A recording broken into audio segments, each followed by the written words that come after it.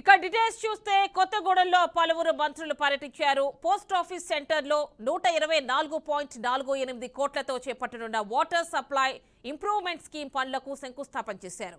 త్వరలో water supply improvement scheme పనులు ప్రారంభం కానున్నట్లు తెలిపారు. ఇక ఉమ్మడి ఖమ్మం జిల్లా ప్రజలకు మరింత ప్రయోజనం చేకూరనుందన్నారు. ఈ కార్యక్రమంలో మంత్రులు కోమటిరెడ్డి వెంకటరెడ్డి, పొంగిరెడ్డి శ్రీనివాసరెడ్డి, తుమ్మల నాగేశ్వరరావు పాల్గొన్నారు.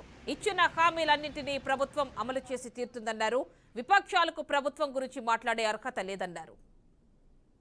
కొత్తగూడెం పాల్వంచను కలుపుతూ మున్సిపల్ కార్పొరేషన్ చేయాలని అడిగారు.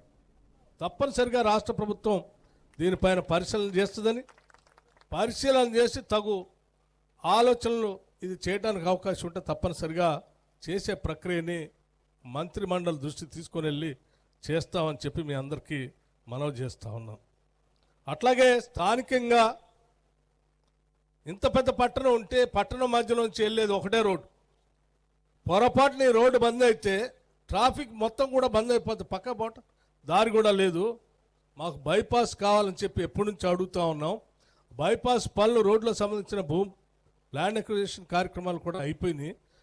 మధ్యలో ఉన్నటువంటి ఆర్ఓబి ఒకటి కడితే అది పూర్తవుతుందని అడిగితే వెంకటరెడ్డి గారు, ఆర్ఎండ్బి మంత్రి గారు వెంటనే వీరు మొత్తం దస్త్రం బయటికి తీసి సాంబశివరావు గారు కొత్తగూడెంకి సంబంధించిన ఆర్ఓబి కావలసిన నిధులు కేంద్ర ప్రభుత్వంతో మాట్లాడి శాంక్షన్ చేయించే ప్రక్రియను నిన్నే మొదలుపెట్టాను.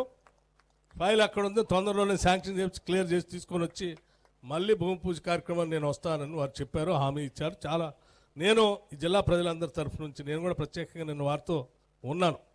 అంటే వారు రాష్ట్రంలో కేవలం కొత్తగూడెమే కాదు, రాష్ట్ర వ్యాప్తంగా ఎక్కడెక్కడైతే రోడ్ల కనెక్టివిటీ అవసరం ఉందో, ఆర్ఓబీలు ఎక్కడెక్కడ అవసరం ఉన్నాయో వాటన్నిటిని కూడా క్షుణ్ణంగా పరిశీలన చేసి ఆ శాంక్షన్ చేసేటువంటి ప్రక్రియని మొదలుపెట్టారని చెప్పడం కోసం దీన్ని గుర్తు చేస్తూ ఉన్నాను.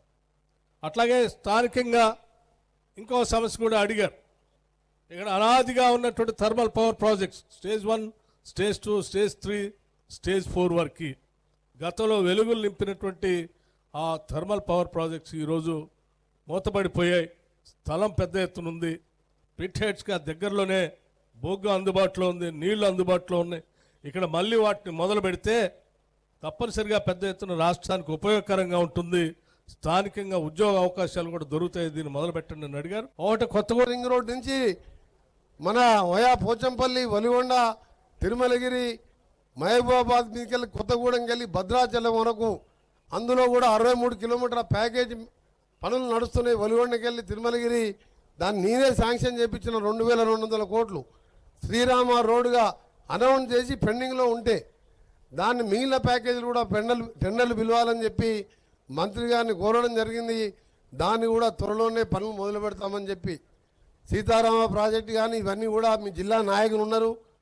ఇందిరమ్మ లాంటి పథకాలు ఇవాళ ఫైనాన్స్ మినిస్టర్గా ఆర్థికంగా ఇబ్బందులున్నా సమన్వయంతో ప్రతిదీ ఆలోచించి ఈ రాష్ట్రాన్ని తీసుకుపోతున్న రేవంత్ రెడ్డి గారి నాయకత్వంలో డిప్యూటీ సీఎం గారు ఒక ఆలోచనలతోని ప్రతి చెప్పిన పనిని చేసే విధంగా ఇప్పుడే అన్నగారు చెప్పినట్టు ఉన్నది 3 మాసాలే అధికారంలో ఉన్న 3 మాసాలు ఎలక్షన్ కోడ్ ఉన్నది.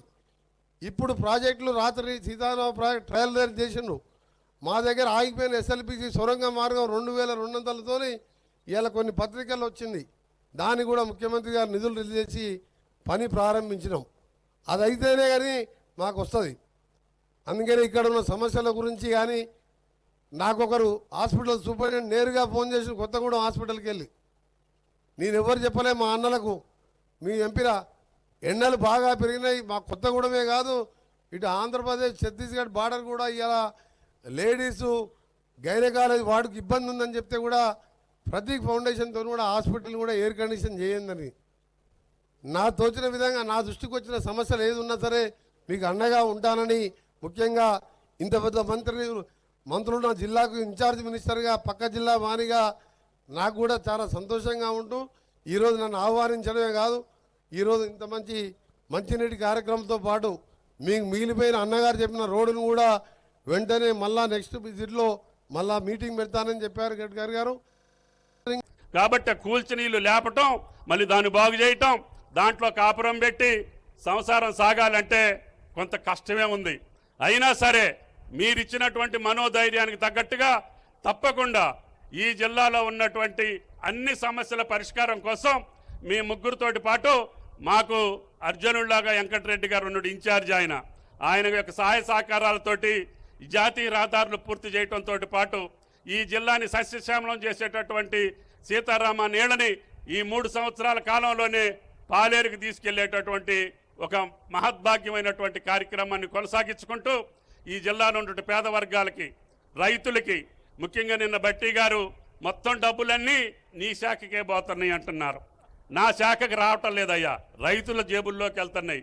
వాళ్ళ కష్టాలు తీర్చడానికి మీరే పంట రుణాలు మాఫీ చేస్తామని 2 లక్షలు చేస్తామని మాట ఇచ్చారు. కాబట్టి మీ మాట నిలబెట్టడం కోసమే నేను 30,000 కోట్లు అడుగుతున్నా.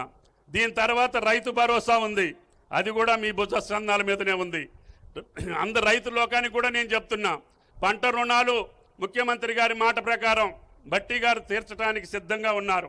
దాని తర్వాత రైతు భరోసా మీద కూడా గతంలో జరిగినటువంటి పద్ధతుల్ని మీ అందరి యొక్క అభిప్రాయాలు తీసుకుంటున్నాం. ఇప్పటికే రైతులందరిని అడుగుతున్నాం, ప్రజాప్రతినిధులను కూడా అడుగుతున్నాం. ఎవరు దీని మీద సరైనటువంటి సూచనలు సలహాలు ఇస్తే అందరికీ న్యాయం జరిగేటట్టుగా, ముఖ్యంగా పంట పండించేటటువంటి రైతుకి మేలు జరిగేటట్టుగానే ఈ పథకాన్ని రూపొందించాలనేది